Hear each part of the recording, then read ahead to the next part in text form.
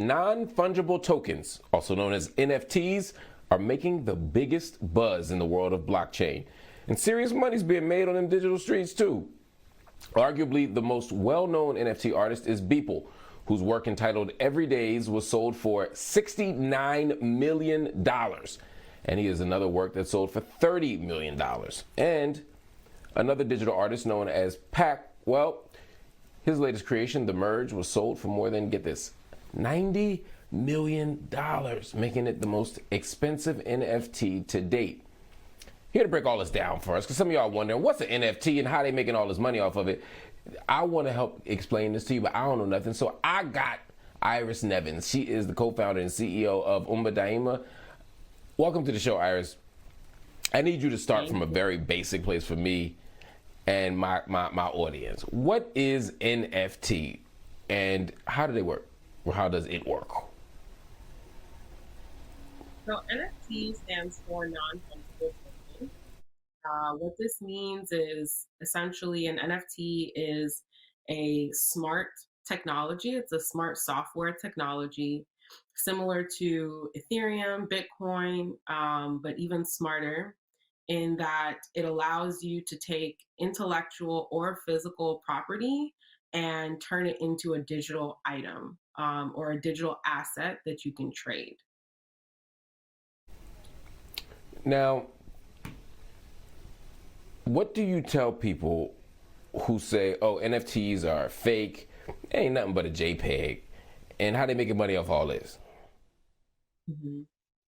Yeah, I would say that people who say that just don't really understand the technology, and I think they don't really understand the value of actually collecting items. You know, whether you collect a painting that's a physical painting or a virtual painting, at the end of the day, the value is really from the art, right? And it's from having that thing.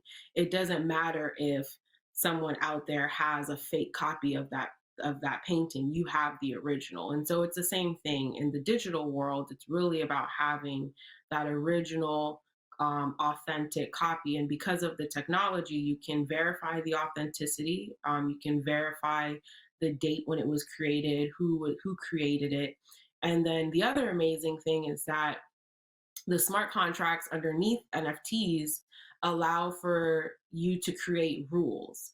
And the software executes on those rules. One of the most popular rules is a royalty. So if I create a digital artwork and I sell it as an NFT, I can put a rule that says every time this NFT is sold, I get a 10% royalty, which is really groundbreaking for artists who, for a long time, have not been able to actually monetize off of their art after the initial sale. And this is really important for your Basquiat's and your really well established artists whose families sometimes are not able to benefit from the wealth that their art is creating.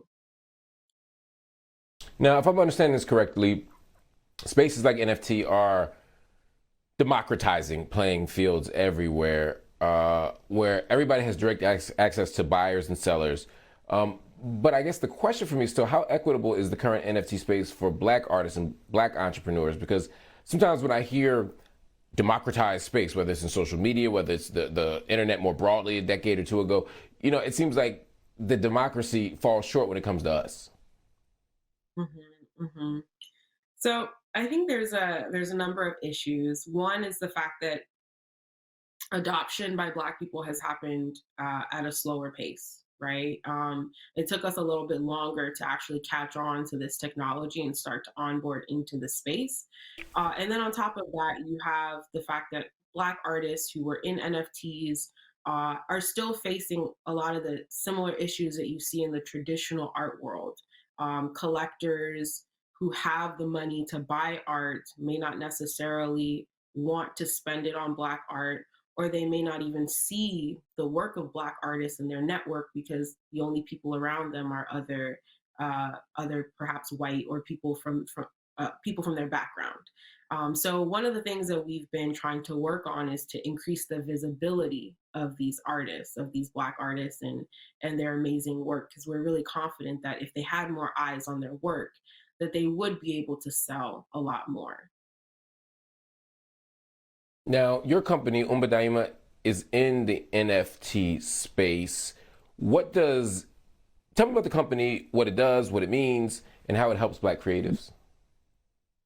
Yes, Umba Daima means create forever in Swahili. And we actually originally started out as an e-commerce store. We were helping artists in Africa and the Caribbean sell their work online. And then we transitioned into the NFT space. Our first project was Black NFT Art, which is the largest community of Black people in NFTs. We have over 30,000 people across multiple different platforms. And we focus on amplifying and promoting artists through social media, through events, through exhibits.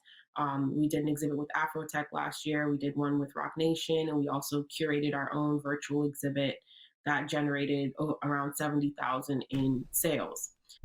So projects like this help to bring exposure to these artists. And also in 2022, we are launching our own studio as well, where we create our own NFTs and we use that revenue to continue growing and supporting our community.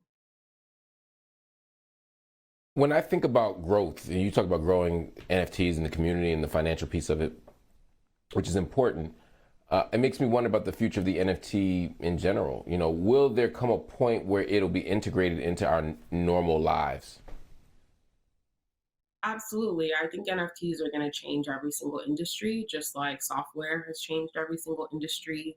What's cool about NFTs is it's really the technology underneath it, this blockchain technology, that is the most powerful thing in this whole story. And NFTs can be used for a number of different things. You can put a patent for a technology. You can put a deed for a house. You can put song lyrics into an NFT.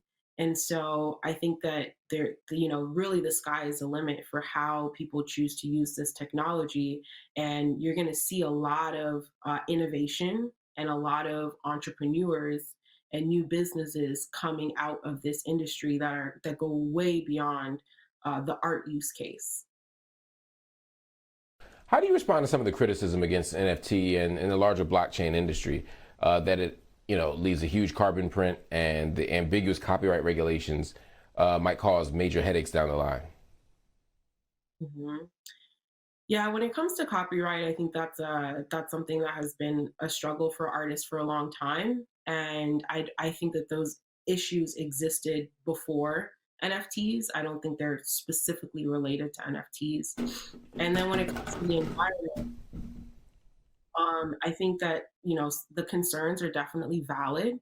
What I will say is that the industry, the crypto Web3 industry, is definitely very environmentally conscious. There's a lot of efforts to improve all of the different chains and technologies that are being used to make them more efficient and um, more energy efficient. And then at the same time, I also say, it's kind of like telling someone not to drive to work because their car, it emits pollution, Carbon or, right? Like at the end of yeah. or yes, at the end of the day, they have to do what they have to do to go to work and to survive. And so I think the issue is really structural. It's really on an industry level. It's on a government regulation level. I don't think that it's fair to blame individual artists who are just trying to make a living for using this technology. Right. It might be a better argument, as you said, to address the structural issues and to figure out how NFTs more broadly can continue to grow and thrive as a platform, as a business, as an industry, as a space, but in ways that take up less of a toll or take less of a toll on the planet. But like you said, that ain't just NFTs. We're trying to do that with the automotive industry. We're trying to do that with TV. We're trying to do that with every aspect of our lives. It's not just NFTs. Iris, I want to thank you so much for this conversation. I learned a bunch. I know my audience did. We're going to bring you back because we got to talk about this more.